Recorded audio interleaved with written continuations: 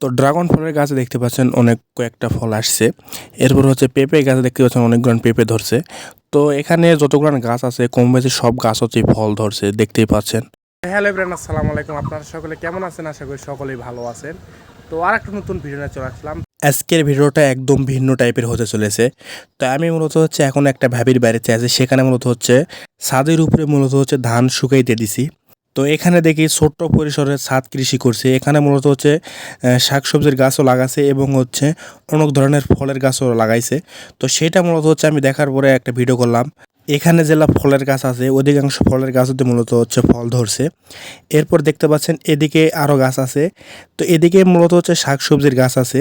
তো এই শাকসবজিটা মূলত হচ্ছে বাইরের চাহিদা মিটাই, বাইরে থেকে হচ্ছে আর বাজার করা লাগে না। এখানে যতগুলো শাকসবজির গাছ আছে, তো দেখতে পাচ্ছেন অনেক গাছে গুলো অনেক বড় বড় ফল অলরেডি হচ্ছে এবং এখানে হচ্ছে ফুলের গাছও আছে, ঠিক আছে, সৌন্দর্যের জন্য।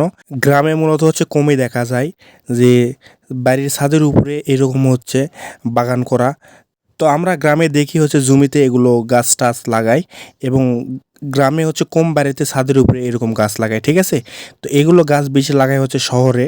তো আমাকে দেখা ভালোই লাগলো, এই জন্যই আপনাদের জন্য এই ভিডিওটা করলাম।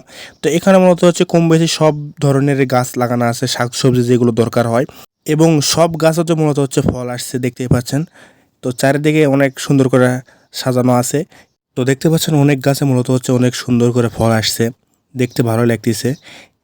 তো এই ভিডিওটা আপনাদের কাছে কেমন লাগছে এবং ভিডিওটা কে কোথায় থেকে দেখতেছেন সেটা নিচে কমেন্ট করবেন। ভিডিওটি ভালো লাগলে একটা লাইক দিবেন এবং আমার পেজটি ফলো করতে ভুলবেন না।